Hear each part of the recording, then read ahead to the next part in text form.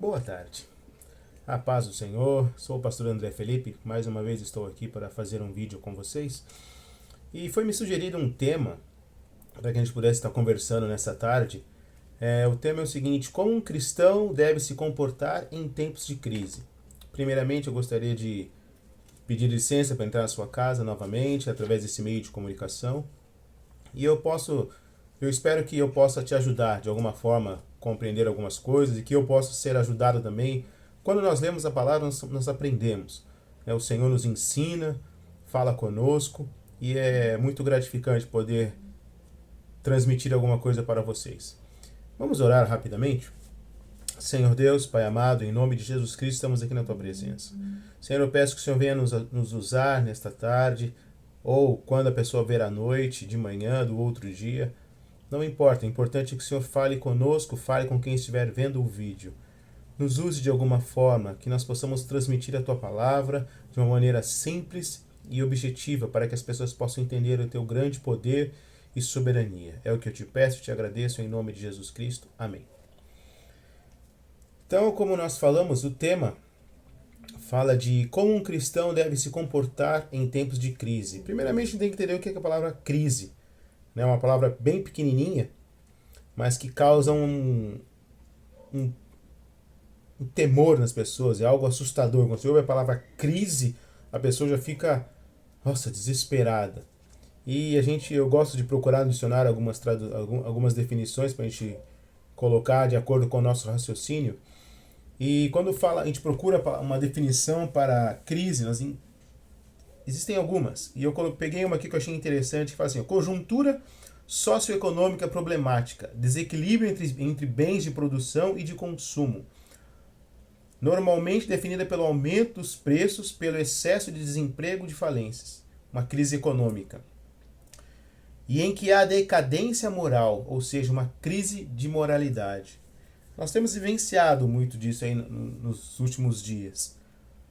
E o texto que eu quero conversar com vocês para ilustrar esse tema está lá no livro de 2 Crônicas, capítulo 20, do versículo 1 ao versículo 25, se não me foge a memória. Isso, versículo 25. Só que nós não vamos ler o texto todo, como eu sempre gosto de fazer, mas eu gostaria que você lesse o texto em casa depois. Quando você estiver sentando, vendo esse vídeo, pode assistir o vídeo primeiro, depois você lê a passagem, ou ir acompanhando, que vai ser uma grande bênção para você. Então, eu quero ler somente versículos 1 e 2, que diz assim: E sucedeu que depois disso, os filhos de Moabe e os filhos de Amon, e com eles alguns dos outros amonitas, vieram a peleja, ou seja, a guerra contra Josafá. Então vieram alguns que deram aviso a Josafá, dizendo: Vem contra ti uma grande multidão da além do mar e da Síria, e eis que já estão em Hazazon, Tamar, que é em Geadi. Ou seja, se levanta um grande povo, uma grande multidão contra o reinado daquele rei.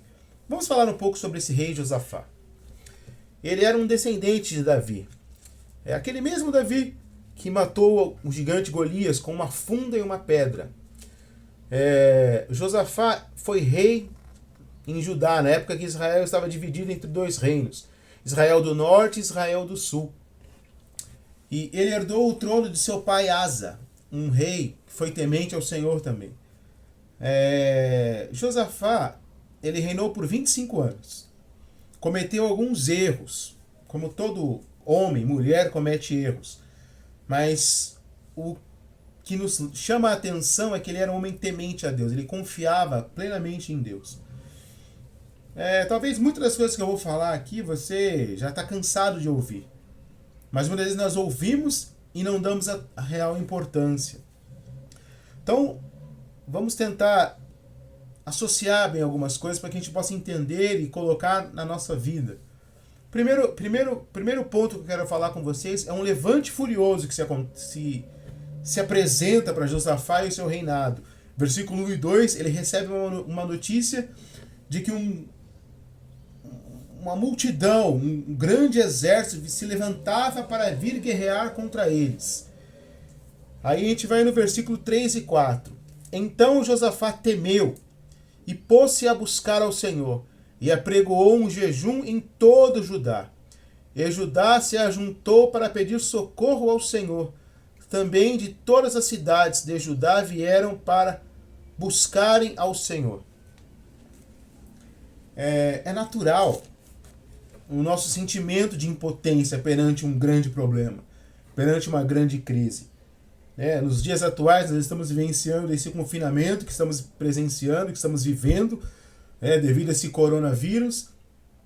E alguns estão reclusos dentro das suas casas, não podem sair como era de costume, poder ir visitar um parente, poder ir trabalhar, poder fazer coisas.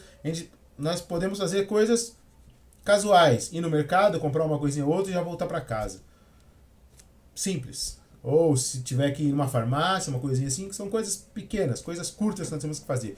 Então nós estamos se reinventando, estamos nos aprendendo a viver dessa maneira. Mas eu acredito que vai passar logo isso daí. Então, como eu estava dizendo, é natural esse sentimento de impotência diante de um grande problema.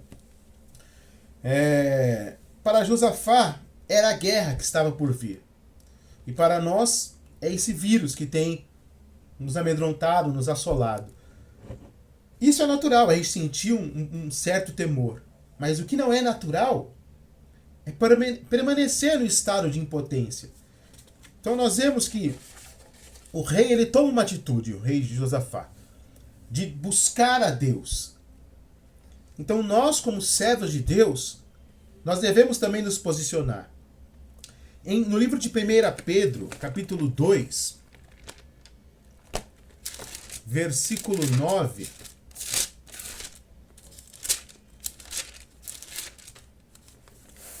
Pedro 2 e 9 diz assim, mas vós sois geração eleita, sacerdócio real, nação santa, o povo adquirido, para que anuncieis as virtudes daquele que vos chamou das trevas para a sua maravilhosa luz. Ou seja, esses somos nós. Nós somos um povo escolhido, um povo de Deus, aquele que deixou seus maus caminhos e entregou a sua vida ao Senhor. Então nós temos que tomar uma posição. Assim como esse rei, ele toma uma posição de buscar a Deus. Mas ele não toma essa posição sozinho. Ele convoca todos os seus súditos, todo o povo, todo o Judá para adorar a Deus juntamente com ele, para buscar, porque a situação não vinha, o povo não ia matar somente o rei. O povo ia vir, ia devastar com tudo. Então, a situação que está aí fora, não só o coronavírus, mas muitas vezes a falta de amor, a falta de respeito, muitas coisas que estão erradas no nosso dia a dia, no nosso conviver, no nosso vivenciar as coisas, não afeta somente as pessoas que estão passando por aquilo, mas afeta a todos. Eu tenho uma bebezinha, logo ela vai para a escola. Se a mãe de uma outra criança não ensinar maneiras de se portar, essa outra criança pode vir maltratar a minha filha. E assim vice-versa. Se eu não ensinar a minha filha em respeitar as pessoas, ela, quando ela estiver na escola, ela vai desrespeitar os coleguinhas de escola. Então, a crise não é simplesmente só o coronavírus, mas a crise são muitas coisas. O coronavírus veio, acredito eu, que para que a gente começasse a pensar como estamos levando a nossa vida. Então o rei, ele ajunta o povo para buscar ao Senhor. Fala assim, meu amigo, a situação é essa. Está se levantando um grande exército contra nós, para nos destruir, para acabar com a nossa raça. Então, se nós não nos unirmos nesse momento e não orarmos juntos, não buscarmos a presença de Deus, nós não vamos conseguir vencer. Versículo 5 ao versículo 11, eu vou ler com vocês aqui. A gente vai ler alguns versículos. Pôs-se Josafá em pé na congregação de Jerusalém, na casa do Senhor, diante do pátio do povo, e disse-lhe, Senhor, Deus de nossos pais, porventura não és tu Deus nos céus? Pois tu és dominador sobre todos os reinos das gentes, e na tua mão há força e poder, e não há quem possa resistir-te. Porventura, ó Deus nosso, Não lançaste tu fora os moradores desta terra, de diante do teu povo, de Israel? E não deste a semente de Arão, a teu amigo, para sempre? E habitaram nela, e edificaram nela um santuário ao teu nome.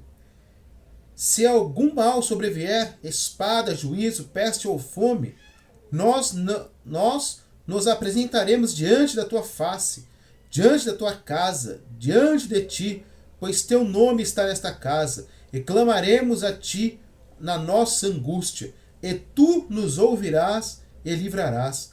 Agora, pois, eis que os filhos de Amon e de Moabe, e os das montanhas de Seir, pelos quais não permitisse que passasse Israel, quando vinham da terra do Egito, mas eles se desviaram e não o destruíram. Eis que nos dão o pago, vindo para lançar-nos fora da herança que nos fizestes herdar. Aqui o rei, ele nos dá uma lição muito importante. Ele reconhece a soberania e poder de Deus. E que nada naquela situação poderia livrá-los das mãos dos seus opressores, a não ser as poderosas mãos de Deus. Pergunto para você, cristão, servo de Deus, vocês verdadeiramente conhecem o Deus a quem vocês servem? Vocês sabem o poder que ele tem? A autoridade que ele tem? Responda para você mesmo.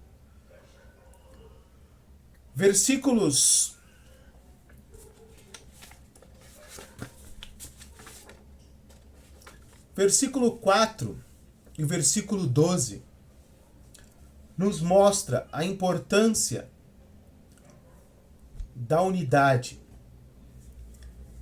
Versículo 4 diz assim: E Judá se ajuntou para pedir socorro ao Senhor, e também todas as cidades de Judá vieram para buscarem ao Senhor. Versículo 12: Ah, Deus nosso, porventura não os julgarás? Porque em nós não há força perante esta grande multidão que vem contra nós. E não sabemos nós o que faremos, porém os nossos olhos estão postos em ti. O rei reconhece a soberania de Deus. Versículo 4 e 12 nos mostra a importância de estarmos unidos. A importância de, nesse tempo de crise, o cristão está buscando a presença de Deus. O cristão está buscando a face do Todo-Poderoso.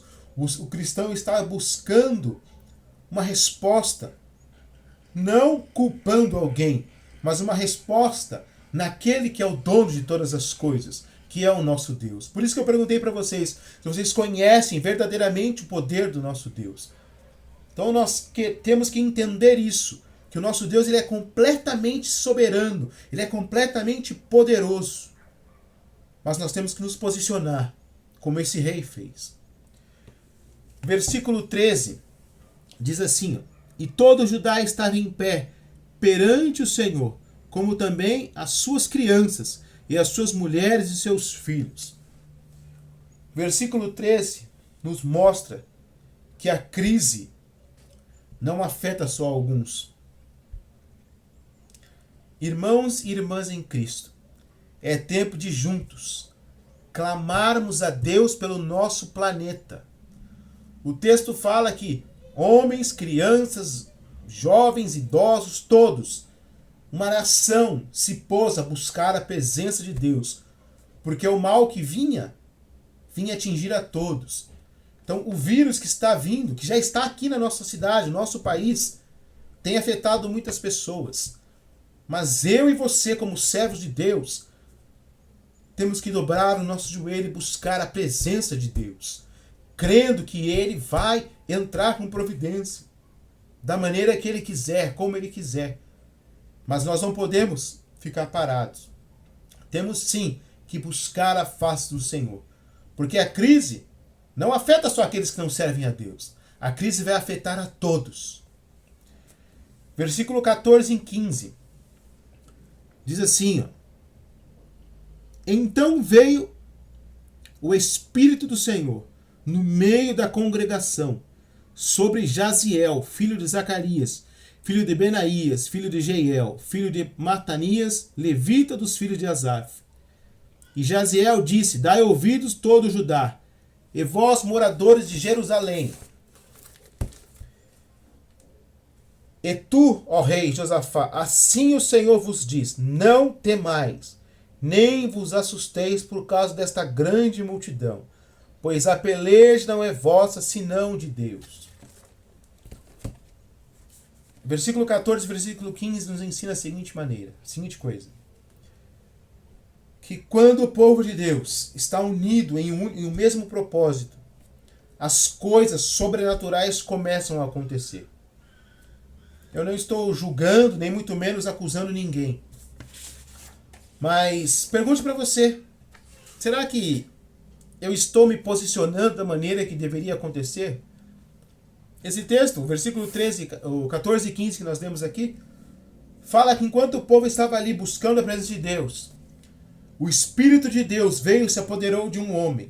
E aquele homem começou a profetizar para aquele povo, inclusive o rei, dizendo que não era para o povo se amedrontar, não era para o rei se amedrontar.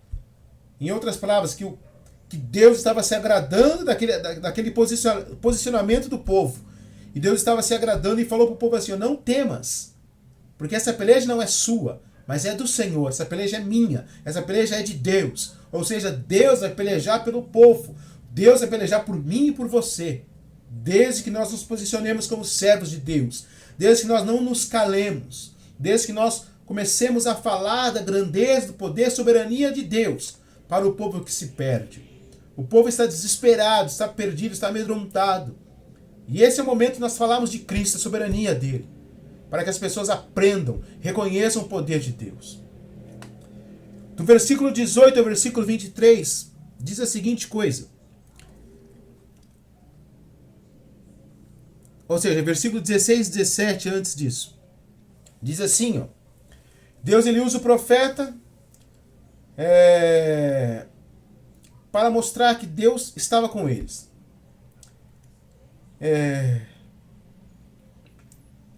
Deus ele tem usado os homens de Deus e mulheres de Deus nesse tempo para falar muitas coisas, como usava no tempo antigo. E nos dias atuais ele quer nos usar também. Ele quer usar a minha vida, quer usar a sua vida. Mas para que isso aconteça, você tem que se posicionar. Eu tenho que posicionar. Não basta simplesmente eu ter um cargo de pastor, uma nomenclatura de pastor e ficar na minha casa assistindo TV, simplesmente mais nada. Não, eu tenho que dobrar o meu joelho, eu tenho que orar. Eu tenho que dar ouvidos à voz de Deus. Ler a palavra de Deus. Transmitir algo daquilo que Ele me pediu para me transmitir para as pessoas. E assim vai. Você também tem que fazer a sua parte. Nós, como servos de Deus, temos um papel fundamental nesta terra, que é trazer luz, que é trazer paz, que é trazer Cristo na vida de outras pessoas. Versículo 18 ao 23. Diz assim: Então Josafá se prostrou com o rosto em terra, e todo Judá e os moradores de Jerusalém se lançaram perante o Senhor, adorando ao Senhor. Levantando-se os levitas e os filhos dos coatitas, e os filhos dos coatitas para louvarem ao Senhor. E pela manhã se levantaram e saíram ao deserto de Tecoa, e saindo eles, pôs-se em pé Josafá, e disse: Ouvi-me, Judá, e vós, moradores de Jerusalém, crede no Senhor vosso Deus, e estareis seguros. Credes nos seus profetas, e prosperareis. Eu estou sendo um profeta de Deus para a sua vida nesta tarde. E você pode ser um profeta de Deus na vida de outras pessoas. O rei, ele diz aqui: crê no Senhor vosso Deus e estareis seguros. Crede nos seus profetas e prosperareis. Crê naquilo que o homem de Deus está sendo usado para falar. E você vai herdar o bem dessa terra. Aqui nós temos, no versículo 18 ao 23, nós vemos qual o papel do cristão em meio à crise. É adorar a Deus. Essa é a nossa posição em meio a tudo isso. Alguns vão adorar trazendo uma palavra via internet. Outros vão adorar cantando hinos de adoração e lendo a palavra de Deus em suas casas. Outros vão orar. De alguma forma, nós temos que nos posicionar acerca daquilo que é que nós façamos. Nós não podemos ficar de forma alguma parados, inertes, vendo as coisas acontecer e falar, eu e minha casa estamos seguros. Mas sendo que o vizinho da minha porta está perecendo. O vizinho que mora aqui em cima está perecendo. Eu falo aqui em cima porque eu estou num apartamento. O vizinho que mora embaixo de mim está perecendo. Então eu não posso ficar parado. Eu tenho sim que tomar uma posição. Do versículo 24 ao versículo 25, o Senhor mostra o poder dele. Ele mostra que o nosso inimigo é reduzido a nada e nós ainda seremos recompensados sem ter que lutar. Recompensados sem ter que lutar. Nosso único trabalho é simplesmente nos posicionar, falando, Senhor, estou aqui. O que o Senhor quer que eu faça? Naquela época, o rei Josafá e os seus súditos foram recompensados com os despojos de guerra. Ouro, prata, coisas preciosas. Mas nós, eu e você, seremos recompensados com vidas ganhas para Cristo. Então a conclusão que eu trago para vocês nesta tarde é que nós, como cristãos, devemos nos unir e adorar e falar de Cristo em tempo de crise. Eu espero que de alguma forma eu tenha contribuído com algo para a sua vida. Na harpa cristã, o hino de número 340 fala sobre um povo forte. E fala sobre um dos tais. Será que nós somos um dos tais? Eu acredito que nós somos um povo forte, um povo escolhido por Deus para abençoar vidas. Que Deus nos abençoe. Vamos orar. Senhor Deus, Pai amado, em nome de Jesus Cristo, eu peço que o Senhor venha falar ao coração daquelas pessoas que ouvirem esta pequena mensagem. E que o Senhor possa edificá-las e fortalecê-las. E que o Senhor possa, Senhor, mostrar a elas, Senhor, a necessidade de nos posicionarmos como servos e servas do Senhor.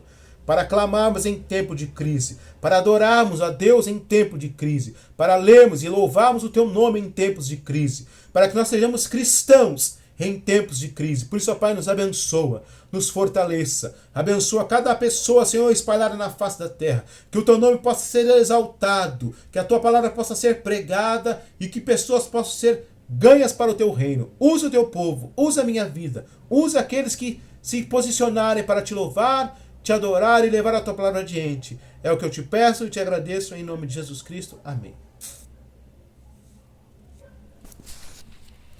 Puxa.